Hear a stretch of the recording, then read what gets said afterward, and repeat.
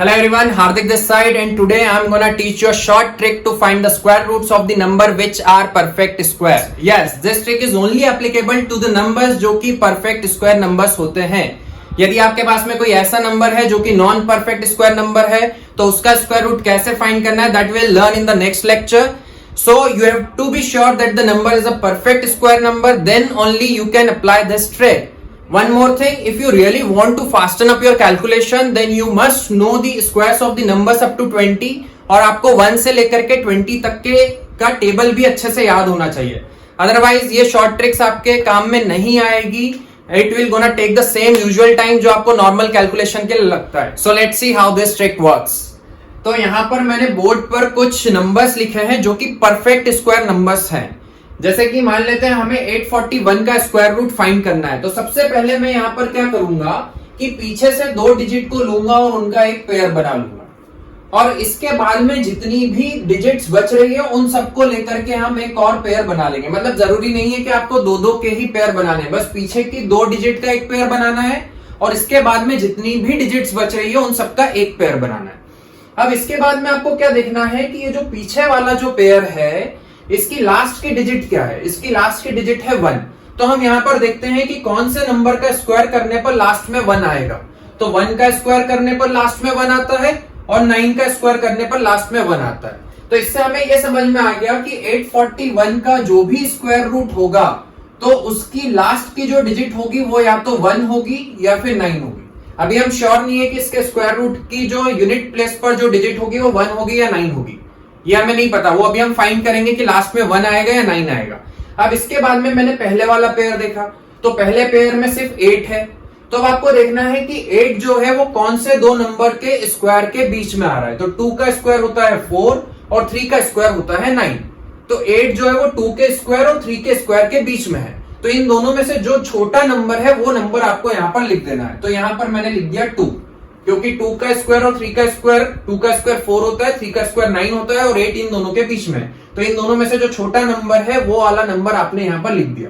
मतलब इस नंबर के स्क्वायर रूट की जो पहली डिजिट है वो 2 होगी और जो दूसरी डिजिट है वो 1 भी हो सकती है और 9 भी हो सकती है. अब वो कैसे पता करें कि 1 होगी या 9 होगी. तो मैंने क्या किया कि यहां पर ये जो नंबर आया है इसका मल्टीप्लाई मैंने यहां पर अलग से इसके जस्ट अगले वाले नंबर से किया.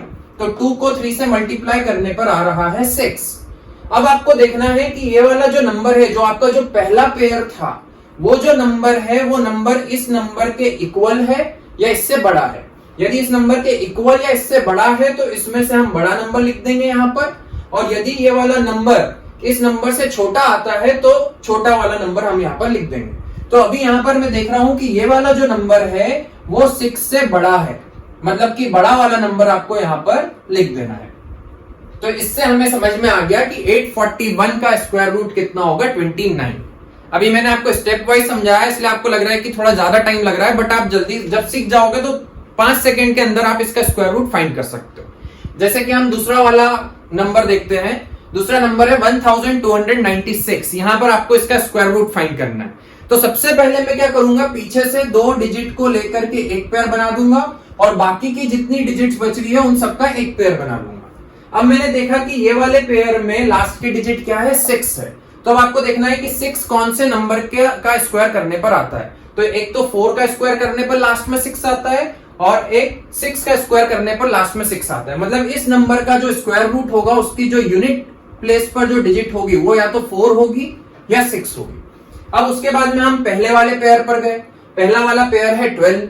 तो अब आपको देखना है कि 12 कौन से 2 नंबर के स्क्वायर्स के बीच में आ रहा है. तो 3 का स्क्वायर होता है 9 और 4 का स्क्वायर होता है 16. तो 12 जो है 3 के स्क्वायर और 4 के स्क्वायर के बीच में है. तो आपको यहाँ पर छोटा नंबर यहाँ पर लिख देना है. मतलब इस नंबर का जो भी स्क्वायर रूट होगा उसकी जो पहली डिजिट है वो 3 होगी. ये तो हमें समझ में आ गया. अब अगली डिजिट या तो 4 होगी या 6 होगी. तो वो कैसे पता करें. तो 3 का अगला नंबर क्या होता है 4. 3 का जब मैं 4 से मल्टीप्लाई करता हूं तो 12 आता है.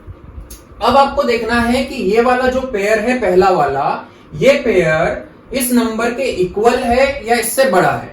यदि इक्वल या बड़ा है तो बड़ा नंबर आएगा और यदि ये वाला नंबर इस नंबर से छोटा होता है तो यहां पर से हम छोटा नंबर लेंगे. तो ये वाला जो पेयर है ये नंबर 12 के इक्वल है, मतलब कि मैं यहां से बड़ा नंबर यहां पर लिख दूंगा. मतलब 1296 का स्क्वायर रूट आएगा 36। उसी तरीके से यदि मैं इस नंबर का स्क्वायर रूट फाइंड करूं तो सबसे पहले हम क्या करेंगे, फर्स्ट स्टेप हमारा क्या रहेगा कि हम पीछे से 2 डिजिट को लेकर के एक पेयर बना देंगे और इसके बाद में ये जो आगे की जितनी भी डिजिट्स है उनको सबको साथ में लेकर के दूसरा पेयर बनेगा। अब मैंने देखा कि जो दूसरा वाला ये जो पेयर है इसकी जो लास्ट की डिजिट है वो है 4। तो किस नंबर का स्क्वायर करने पर 4 आ सकता है लास्ट में? तो 2 का स्क्वायर करने पर 4 आता है और 8 का स्क्वायर करने पर 4 आता है। मतलब इस नंबर का जो स्क्वायर रूट होगा उसकी लास्ट की डिजिट या तो 2 होगी या फिर 8 होगी। इतना समझ में आ गया। अब मुझे देखना है कि ये जो पहला वाला जो पेयर है ये कौन से 2 नंबर के स्क्वायर के बीच में आ रहा है। तो यहां पर तो मैंने सिर्फ 10 तक के स्क्वायर लिखे हैं, इसीलिए मैंने आपको बोला था कि आपको 20 तक के स्क्वायर्स याद होने चाहिए।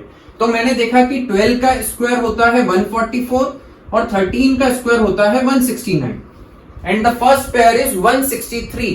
तो 163 जो है वो 12 और 13 के स्क्वायर के बीच में, तो इसमें से जो छोटा नंबर है वो आप यहां पर लिख दो।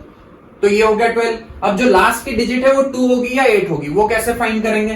तो मैंने क्या किया, 12 का 13 से मल्टीप्लाई किया, ये जो नंबर आया उसका उसके अगले नंबर से मल्टीप्लाई किया। तो 12 का 13 से मल्टीप्लाई करने पर आएगा 156।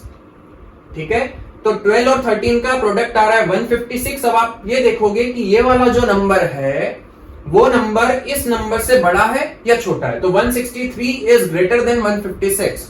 तो यदि वो नंबर इस नंबर से बड़ा है तो हम बड़ा वाला नंबर यहां पर लिख देंगे, मतलब कि इस नंबर का स्क्वायर रूट होगा 128। तो इस तरीके से आप बहुत ही कम टाइम में किसी भी नंबर का स्क्वायर रूट फाइंड कर सकते हो। तो यहां पर मैं आपको एक नंबर दे रहा हूं, आपको उस नंबर का स्क्वायर रूट फाइंड करना है और मुझे कमेंट करना है उसका आंसर क्या आ रहा है।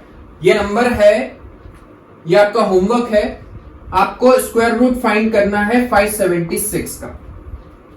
इसके अगले वीडियो में मैं आपको नॉन परफेक्ट स्क्वायर्स का स्क्वायर रूट निकालना सिखाऊंगा। तब तक के लिए all the best, thank you.